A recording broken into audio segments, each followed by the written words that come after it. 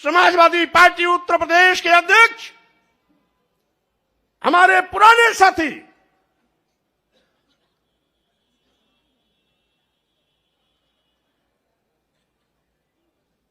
सम्मानित उत्तम जी और इसके साथ ही साथ यहां पर बैठे हुए हमारे सभी नए और पुराने वो सभी साथीगण जो बिना किसी निमंत्रण, बिना किसी आमंत्रण के आज लखनऊ की सारी सड़कों को जाम में परिवर्तित कर दिया है। ऐसे बहादुर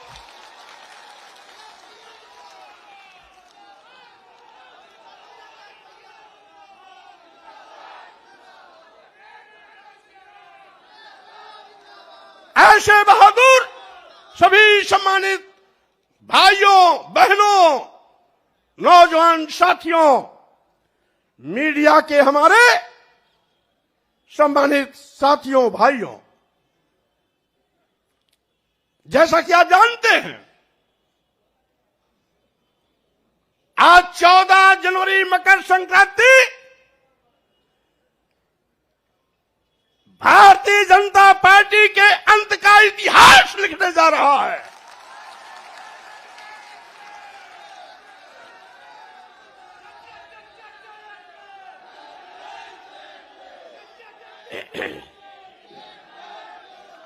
आज भारतीय जनता पार्टी के वो बड़े बड़े नेता जो कुंभकर्णी सो रहे थे, जिनको कभी विधायकों, सांसदों और मंत्रियों से बात करने का वक्त नहीं मिलता था, हम लोगों की इस्तीफा देने के बाद उनकी नींद हराम हो गई है, नींद ही नहीं आ रही है।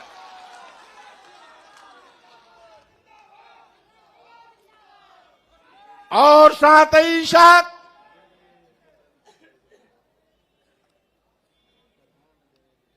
भारतीय जनता पार्टी के कुछ लोग कहते हैं कि 5 साल तक क्यों नहीं इस्तीफा दिया,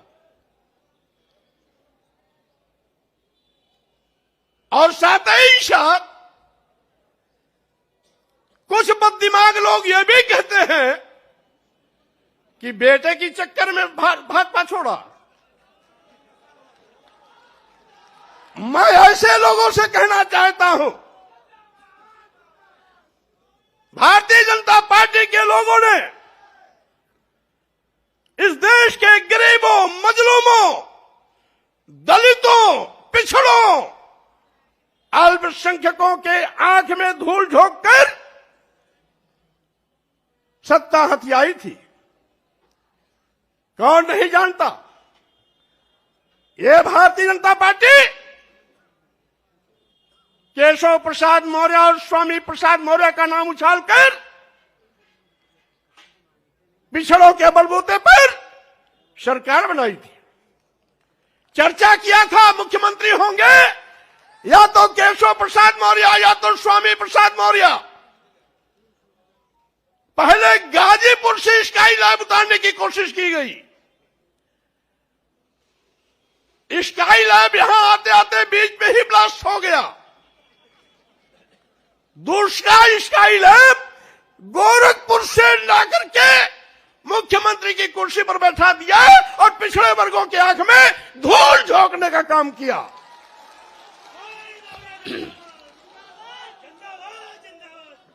आज सरकार बनावे दलित और पिछड़े, और मलाई खामे वो लोग अगड़े 5% लोग। मैं कहना चाहता हूं, आप कहते हो नारा दे रहे हैं 80 और 20 का, और मैं ये कहता हूं 80-20 नहीं, अब तो होगा 15 और 85 का। 85 तो हमारा है, 15 में भी बंटवारा है।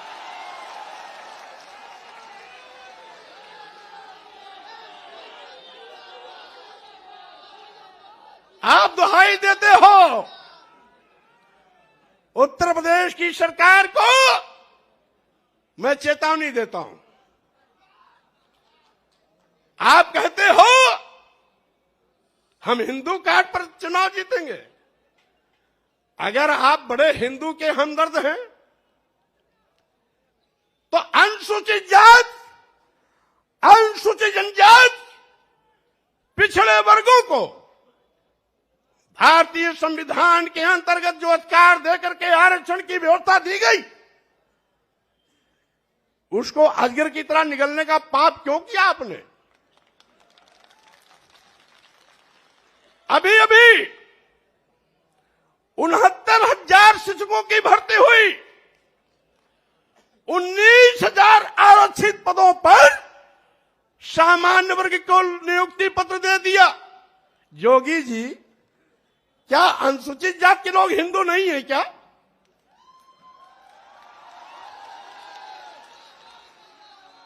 क्या अनुसूचित जनजाति के लोग हिंदू नहीं है क्या? क्या 54% वाला पिछड़ा वर्ग हिंदू नहीं है क्या? और अगर 23% वाले अनुसूचित जाति और जनजाति के लोग हिंदू हैं, 54% वाले पिछड़े वर्ग के लोग हिंदू हैं, तो इन 54% और 23% के आरक्षण को आप क्यों निगल गए? क्यों दूसरों को इनका हिस्सा दे दिया? आप बड़े हिंदू के हमदर्द बनते हैं। और यही नहीं, मैं कैबिनेट में था, एक प्रस्ताव आया, बिना एडवर्टाइजमेंट निकाले, बिना आवेदन पत्र मांगे, कैबिनेट में चिकित्सा शिक्षा विभाग का एक प्रस्ताव आया कि चूंकि अनुसूचित जाति, जनजाति और पिछड़े वर्ग के अभ्यर्थी उपलब्ध नहीं हैं, इसलिए इनकी जगह को सामान्य वर्ग से भर दिया जाए। हमने कैबिनेट में करारा विरोध किया। हमारे विरोध पर मुख्यमंत्री ने भी अपनी सहमति जताई। सहमति जताने के बाद भी उस नियुक्ति पर रोक नहीं लगाई। ये हमदर्दी है। और हमने पूछा, क्या आपने एडवर्टाइजमेंट निकाला? नहीं। तो हमने ये कहा, आपने लिखा कैसे? एक बार विज्ञापन निकलता, दोबारा निकलता, तिबारा निकलता, और तीनों बार में जब कोई आवेदन नहीं आते तो इस प्रकार की नोटिंग होती। आपने बिना आवेदन लिए, बिना एडवर्टाइजमेंट निकाले, ये लिख करके सीधे सीधे आपने पिछड़ों और अनुसूचित जाति, अनुसूचित जनजाति के आरक्षण के हिस्से की सीट सामान्य वर्ग को दे दिया। यही नहीं, अब तो सरकारी संस्थान भी निजी क्षेत्रों में दे रहे हैं, क्योंकि न रहेगी बांस न बजेगी बांसुरी।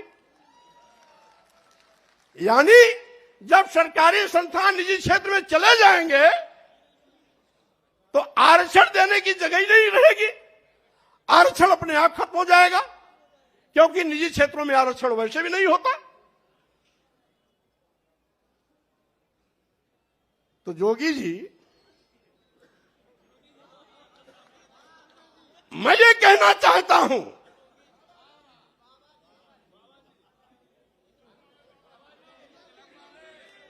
जोगी जी या बाबा जी कोई भी हो,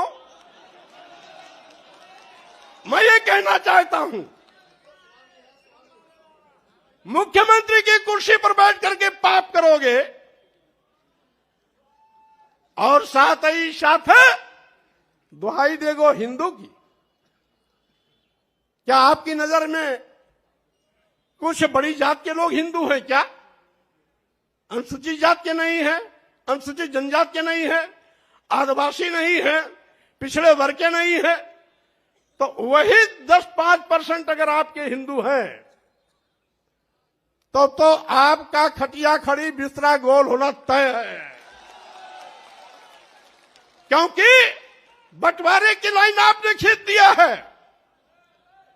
अब तो अनुसूचित जात, जनजाति, आदिवासी, दलित, गरीब, पिछड़े, मजलूम सब एक साथ खड़े होंगे और 8-10% जो आपके साथ, जिसको आप हिंदू मानते हो बड़ी जाति, वो आपके साथ खड़ी होगी और उसमें भी हम बंटवारा करेंगे। क्योंकि उन बड़ी जातियों में भी कुछ समाजवादी चिंतन के हैं और कुछ अम्बेडकरवादी चिंतन के हैं।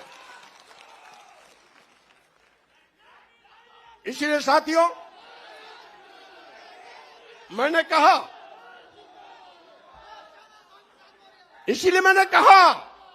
आज का ये जो कार्यक्रम है,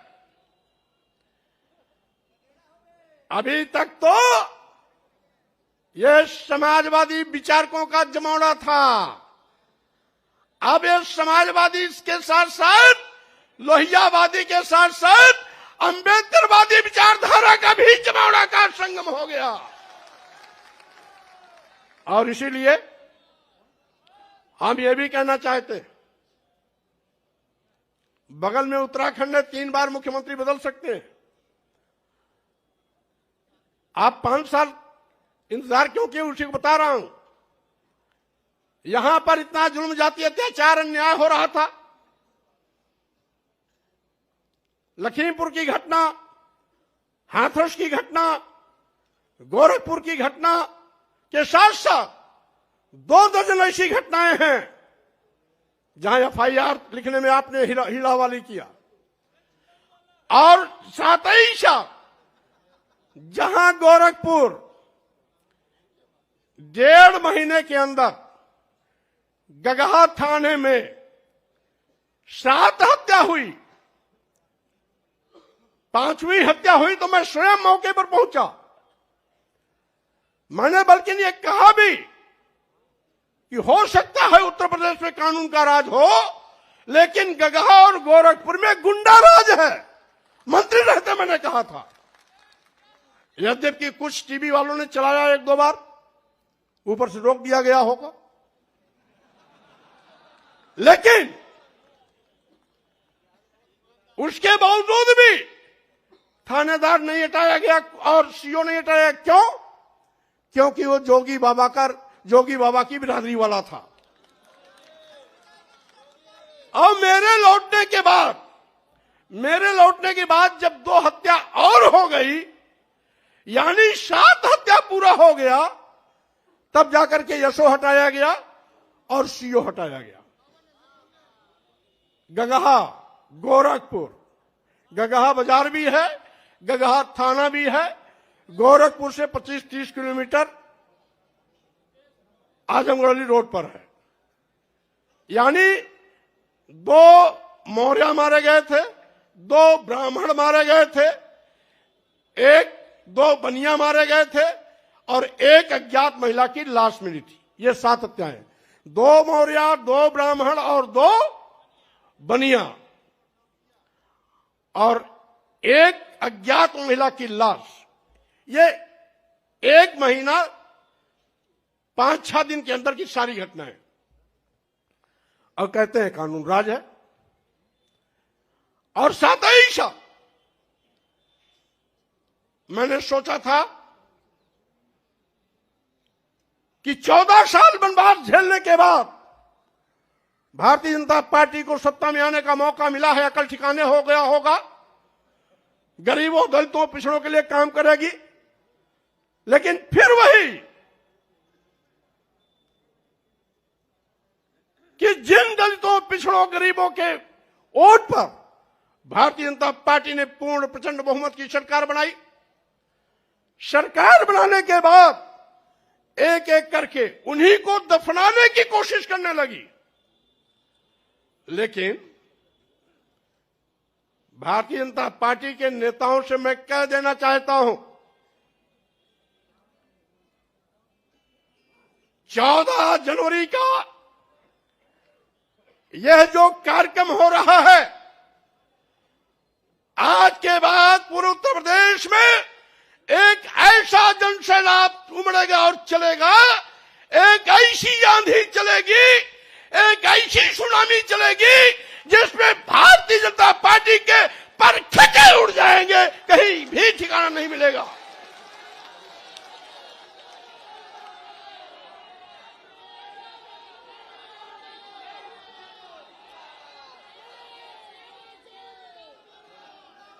और साथ ही साथ मैं ये भी कहना चाहता हूं, स्वामी प्रसाद मौर्य ने पार्टी भले न बनाई हो, लेकिन किसी भी पार्टी से हैसियत कम नहीं रखते हैं। उनके पास जनाधार की कमी नहीं है। आज हमने समाजवादी पार्टी के राष्ट्रीय अध्यक्ष अखिलेश यादव जी से हाथ इसलिए मिलाया कि अखिलेश यादव जी नौजवान हैं, पढ़े लिखे हैं, नई ऊर्जा है। मैं प्रदेश के लाखों लाख करोड़ लोगों का हुजूम आपके नेतृत्व के साथ खड़ा कर भारतीय जनता पार्टी को नस्ताबूद करने का काम करूंगा। और साथ ही साथ मैं ये भी चुनौती देता हूं, जिसका मैं साथ छोड़ता हूं उसका कहीं अता पता नहीं रहता है। हमारी बहन जी इसका जिंदा मिसाल है। जब तक साथ था बार बार मुख्यमंत्री बनती थी, उनको घमंड हो गया था, एको अहम द्वितीयो नास्ति। बाबा साहब के मिशन से हट गई, मानवर कांशीराम को भूल गई, मानवर कांशीराम के सामाजिक परिवर्तन आंदोलन को डुबोने का काम करने लगी। मानवर कांशीराम जी के आंख मूंदते ही मानवर कांशीराम जी का नारा बदल दिया था। जो मानवर कांशीराम जी ने नारा दिया था, जिसकी जितनी संख्या भारी उसकी उतनी भागीदारी। बहन मायावती जी मानवर कांशीराम के इस नारे को बदलकर दूसरा नारा इजाद किया कि जिसकी जितनी तैयारी उसकी उतनी भागीदारी, का मतलब थैली वालों के पीछे खड़ी हो गई। मैंने विरोध किया, नहीं मानी, साथ छोड़ दिया। आज कहीं अता पता दिखाई नहीं पड़ता उनका।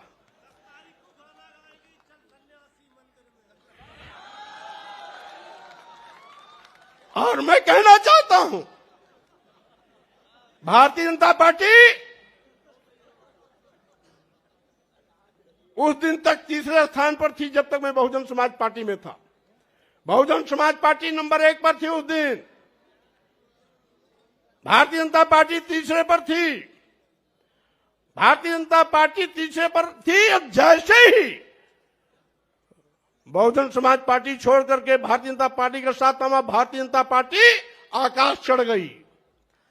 अब भारतीय जनता पार्टी के लोगों को मैं फिर कहना चाहता हूं, आपके बुरे दिन आ गए। और साथ ही साथ अब मैंने आपका साथ छोड़ा, मेरे बाद साथ छोड़ने वालों का एक लंबा कतार चल रहा है। आज के बाद भी ये इस्तीफा देने का सिलसिला चलता रहेगा।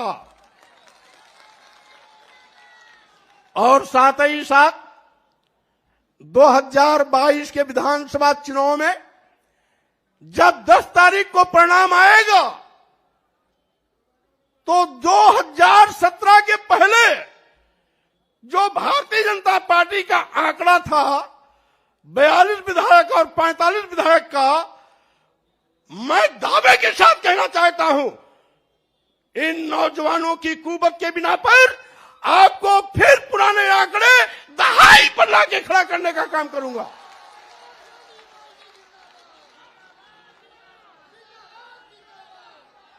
और साथ ही साथ ये सुनामी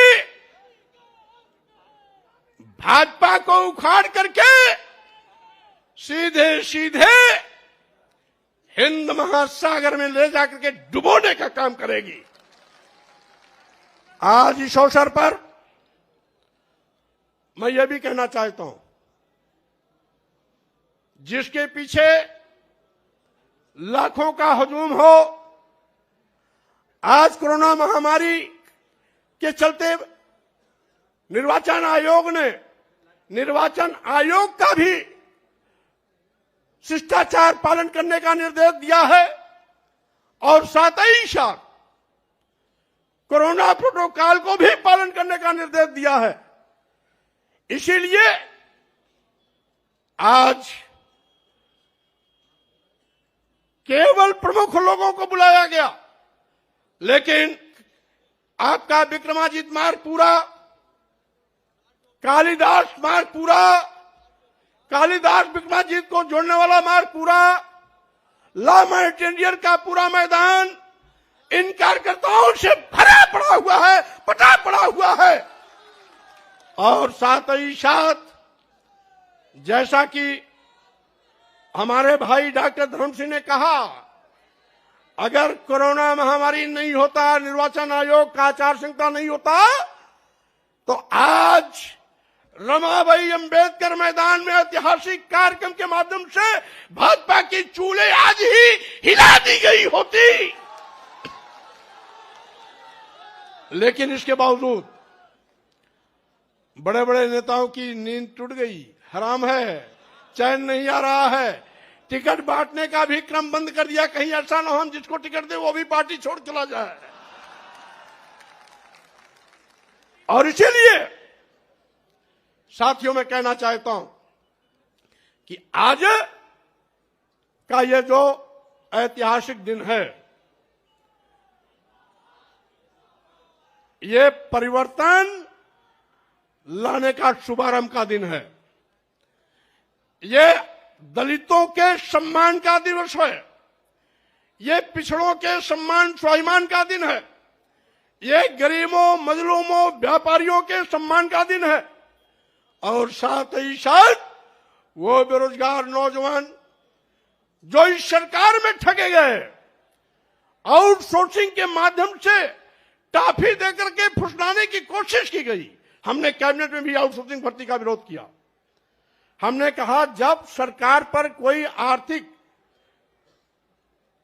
भार की कमी नहीं होती है, पूरा पैसा खर्च होता ही होता है, तो आउटसोर्सिंग को क्यों, सीधी भर्ती क्यों नहीं। अब वो बेरोजगार नौजवान नौकरी तो पाता है, लेकिन वेतन कितना, मानदेय कितना मिलता है? 7,000, 8,000, 9,000, 10,000। अब पैसा और कहां चला जाता है? बिचौलिए को। हमने बिचौलिए को खत्म करने के लिए कहा था, ये सरकार नहीं मानी। बाद में पता आखिर बिचौलियों को खत्म क्यों नहीं कर रही सरकार, पता लगाए वो सारे के सारे आउटसोर्सिंग का जो ओनर है, मालिक है, वो कहीं न कहीं बड़े नेताओं के इर्द गिर्द घूमने वाले लोग हैं।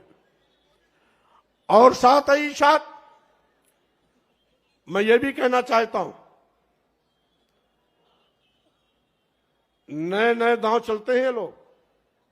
अभी प्रतिवर्ष केंद्र में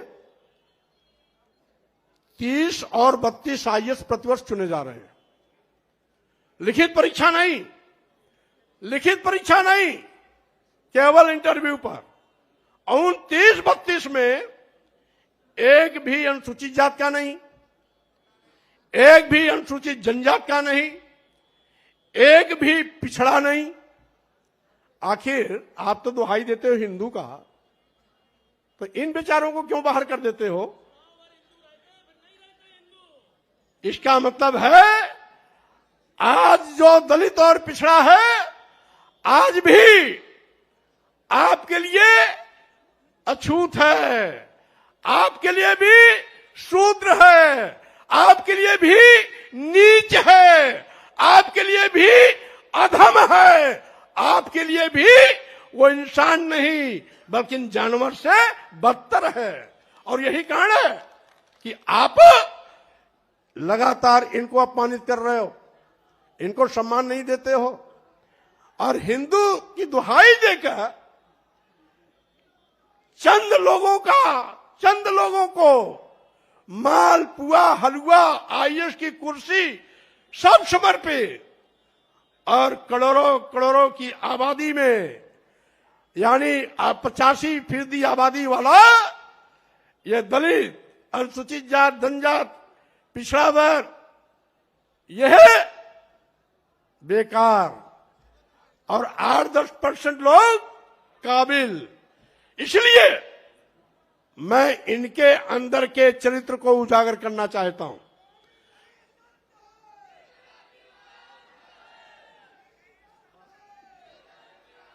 और साथियों, हमारे मीडिया के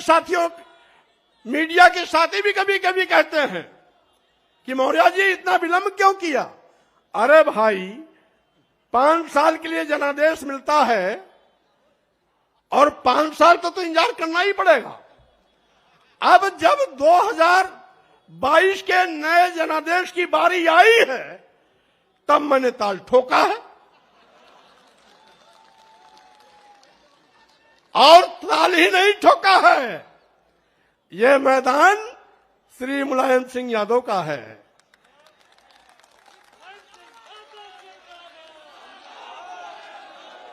और हम लोगों का बीच में रास्ता भले अलग अलग हो गया हो। शुरुआती दौर में जब श्री मुलायम सिंह यादव जी लोकदल के प्रदेश अध्यक्ष थे, तो उनके साथ मैं भी प्रदेश का महामंत्री था। मैं उनका जो, हम अखिलेश जी से पूछेंगे, नेताजी का कौन सा दौर सबसे मशहूर था?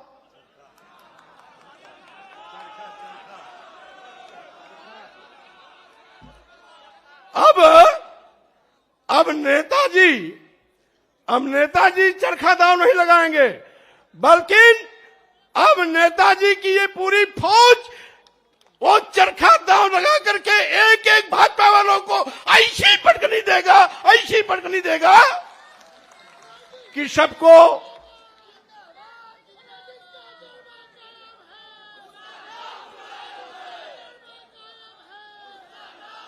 इस साथियों मैं आपसे आज ये अपील करने आया हूं कि आज मकर संक्रांति के दिन ये जो क्रांति का बिगुल बजाया जा रहा है, ये भारतीय जनता पार्टी का सफाया करेगा। साथ ही साथ हम मीडिया के साथियों के माध्यम से भी कहना चाहते, और वह बड़े बड़े जो अपने को कोई चाणक्य कहता है, अपने को कोई महारथी कहता है, उनको भी कहते हैं, आपके पास जितने दांव हो लगा लो,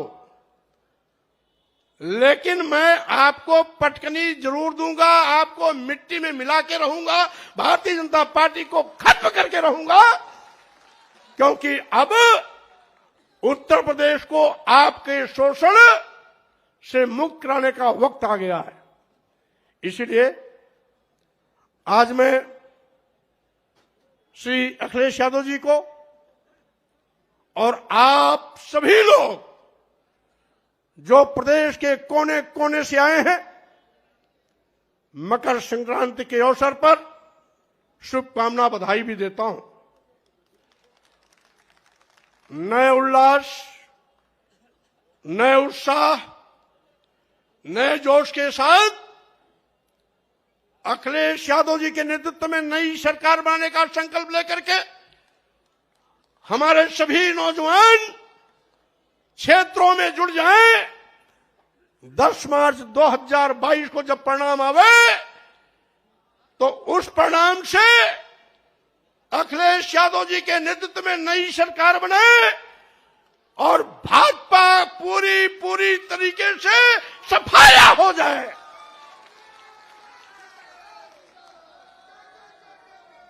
इन्हीं शब्दों के साथ इन्हीं शब्दों के साथ में मैं अपने छोटे लघु मध्यम व्यापारियों से भी कहना चाहता हूं,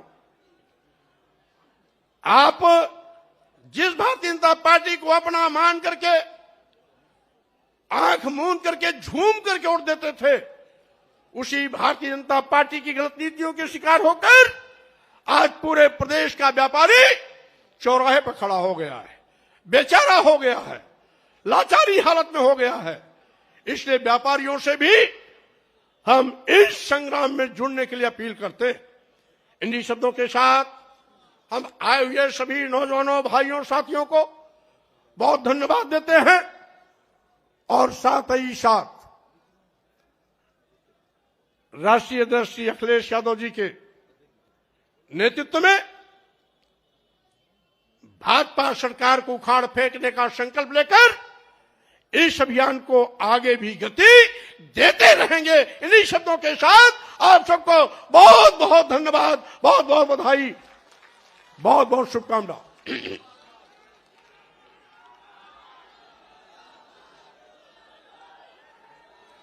एक नारा हमारे साथ, एक नारा हमारे साथ,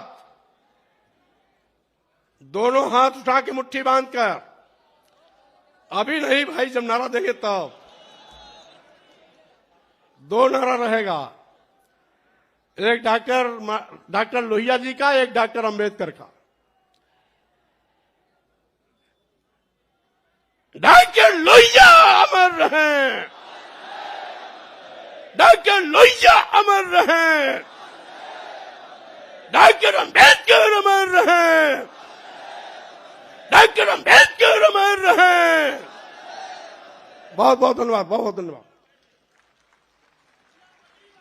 अब मैं कुछ साथी नाम उनके मैं प्रस्तुत कर दूंगा। श्री श्याम शीशराम रवि जी, पूर्व सांसद, इजराउल पूर्व राज्य मंत्री, शेर बहादुर जी पूर्व विधायक सहित बड़ी सूची है, मैं वो प्रकाशित कर दूंगा। मैं अनुरोध करता हूं, जिनका बहुत बेसब्री से आप लोग सारे लोग इंतजार कर रहे थे, समाजवादी पार्टी के राष्ट्रीय अध्यक्ष माननीय श्री अखिलेश यादव जी आए और सब अपनी बात रखें।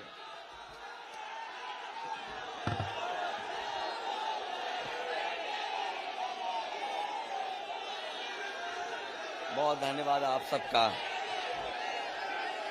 बहुत बहुत धन्यवाद, बहुत बहुत धन्यवाद। हमारे साथ